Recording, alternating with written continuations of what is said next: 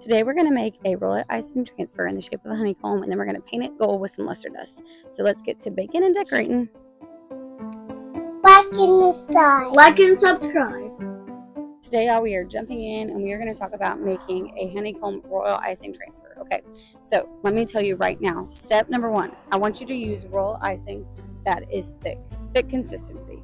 The first time right here I am using a thin consistency of royal icing, and it was a major fail, waste of time, because you have to let these sit for 24 hours or however long, and it's a waste of time. And so if you do it incorrectly, so I'm going to give you a pro tip: use a thick icing consistency. You'll see in the next video.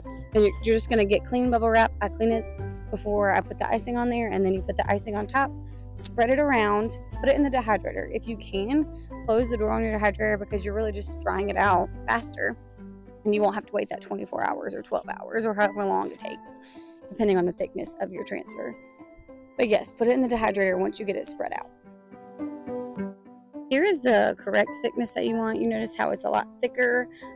It's not wet, and so it has now dried in the dehydrator. I let it dry in the dehydrator for about 4 hours and then just sit in the dehydrator the rest of the day.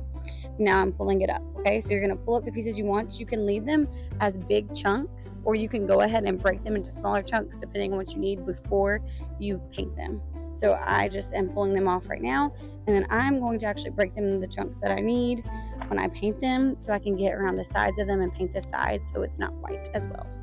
Also a tip: when you're pulling a transfer off, don't pull the icing itself, pull whatever it's on. So for example, I'm going to pull the bubble wrap away from the icing rather than the icing away from the bubble wrap to prevent breaking.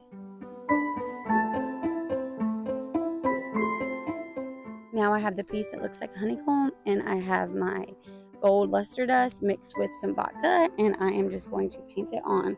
You will need probably more gold than you think you're going to need, because you are going to have to get into those circles of the transfer, so it's going to take a little longer and a little bit more materials, but in the end the final product is so worth it.